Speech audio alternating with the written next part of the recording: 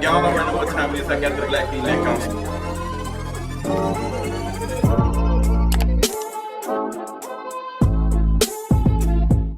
38 years old. How long you gonna be doing this? That's the question that left my mind when Nicki Minaj posted all of these tweets on social media. What are you doing? Nicki Minaj, you are 43 years old. You are 10 years this girl's senior. Why are you out here doing? I knew you was going to do it. I knew a Chucky meme was ready for you. You were waiting for these numbers like it was Christmas Eve and you wanted to open one present. It was giving bitter.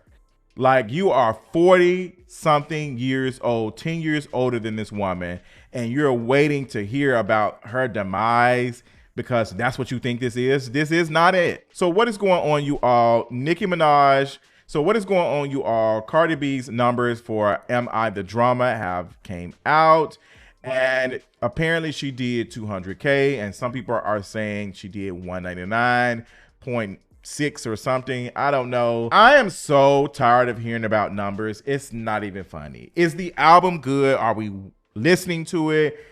Is the general audience interested in the music? Do the fans love it? To me, that is what it's looking like for Cardi B. The general audience thinks it's a decent album. They like it. People who are not the biggest fan of Cardi B are like, okay, I'm tapping my foot over here. I'm enjoying it. The fans seem to love it. I think that's important. And I think that Nicki Minaj is showing her true colors. And pink suits you very well because it is kind of seen as a very childish color. It is the color given to girls when they're first born. And you are 40 something years old and you're still acting as if you're a child. So the color pink, it makes so much sense for you, for somebody who just refuses to grow as an adult. You're out here responding to this girl's numbers as if this is a bad thing. Like, sister, you had to beg, plead, and all the things for your fans went into debt, burned through Klarna, Affirm, Afterpay, and PayPal to get you to 228. You have not been able to touch 300K forever. You've not been able to produce a solid body of work. Pink Friday 2 was trash. Pink Friday, like a lot of the general public does not think that Pink Friday 2 was good. The rollout was our gargle. If we're being completely honest, your fans had to burn through AI to get you some press or some form of attention. Then they came up with Gag City. Like, another childish thing. I appreciate all of the work that Cardi B has done. I think for somebody who is like, this is a little bit iconic, I have to say, for her to be pregnant, to be out here meeting with fans, taking pictures with them, going to meet and greets, showing up on the train. We love the train. Shout out to Roland Ray. May he rest in peace. Her doing all of these stops and things while pregnant, performing while pregnant. I think it's iconic. I'm not going to hold you because it used to be where if a woman was in her prime, the last thing she could do was be pregnant because you're not going to be able to sell to the general audience. It wasn't about health for the most part. It was like, you can't be pregnant. We don't want to see a mommy on stage because we tie that to age and you're outdated. We want to be able to consume you, and we cannot consume a pregnant woman. We don't want that. That is something that older R&B groups dealt with. We heard Tamika Scott talk about that over the last couple of years, of how she was pregnant and how they tried to hide her pregnancy and the things that she experienced with that. Like, the industry does not want to have a pregnant woman on stage. Like, it was looked down upon, especially if you were not married. We saw that with another R&B girl group with Chloe and Halle. We saw how she was trying to hide her pregnancy during the Little Mermaid rollout. So to see Cardi B do all of these things while pregnant is iconic. I love it. I'm not even going to hold you. I think the way Cardi B responded, because she had every right to come and whack Nicki Minaj upside the head, because Nicki was in her Chucky mean bag. Like, she was being Nicki Minaj. Like, this is now her image. This is her brand now, to be bitter and to be worried about girls who are way younger than you. We saw this earlier this year with her drama with SZA. She couldn't use the number thing against SZA because SZA numbers are very good. And she just did the Super Bowl earlier with Kendrick Lamar. Like, she couldn't use the same attacks on SZA, but that didn't stop her from doing it. She's obsessed with these younger girls who do not need her to be successful. She is still hurt from that interview that Cardi B did where she talked about meeting Nicki Minaj and her having to change her verse. The first verse you did on Motorsport was disrespectful to Cardi B. You were trying to be shady and Cardi clocked it and you had to change it. And you should have embraced her, and then you went on this whole media tour to say that when I was growing up and a girl who was coming up and she was bigger than you, you showed some respect. I remember, like, when I first came in the game, if a female of that stature had done a feature with me on it, I would only be, singing their praises and saying thank you. The first interview she did after Motorsport came out, it just really hurt me. Nicki Minaj, please, sister, please save that.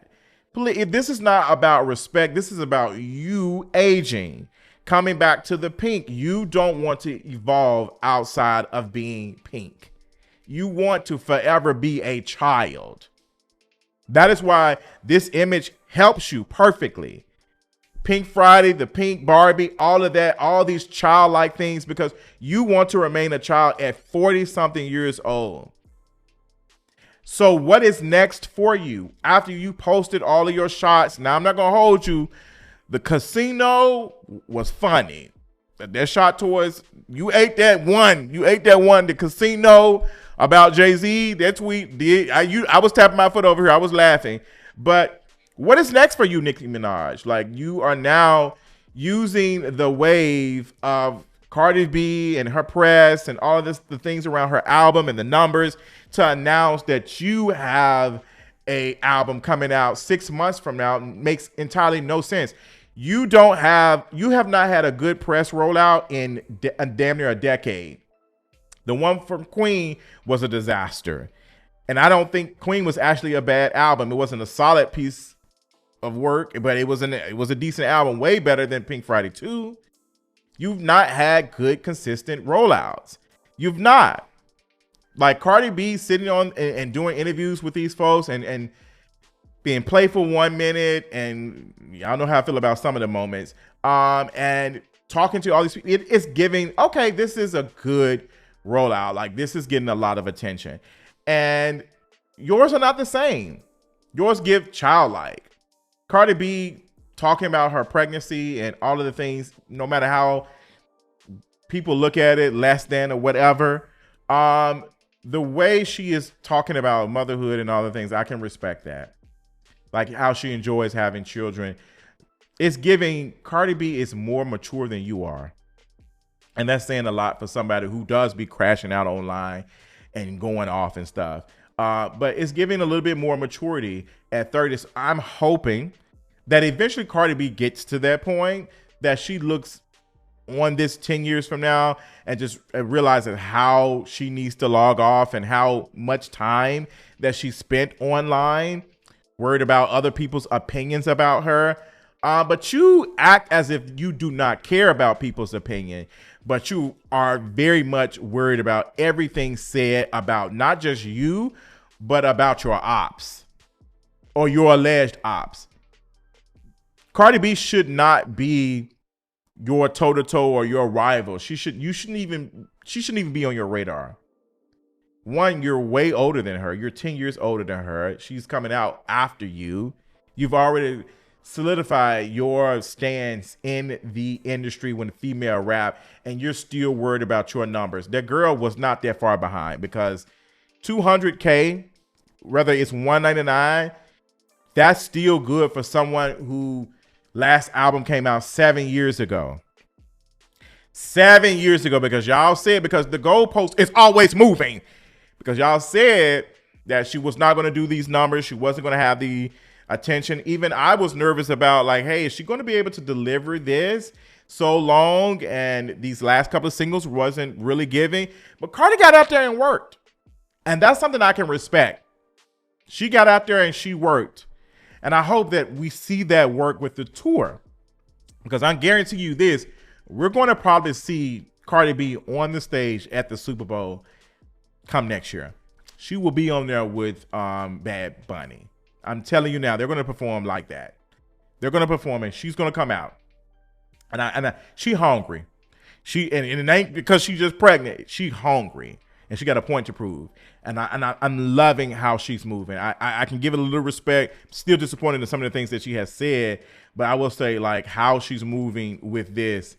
She's eating it up. To come and offer, hey, shout out to the fans, shout out to all the people. This is what she had to say. Thank you so much to everybody that supported my album. 2 weeks ago, the album was projected to do 115 off of Outside and Imaginary Players. I didn't know what the outcome was going to be. I didn't put out an album in 7 years and haven't put out as much music in the last year, but we just surpassed all that expectation.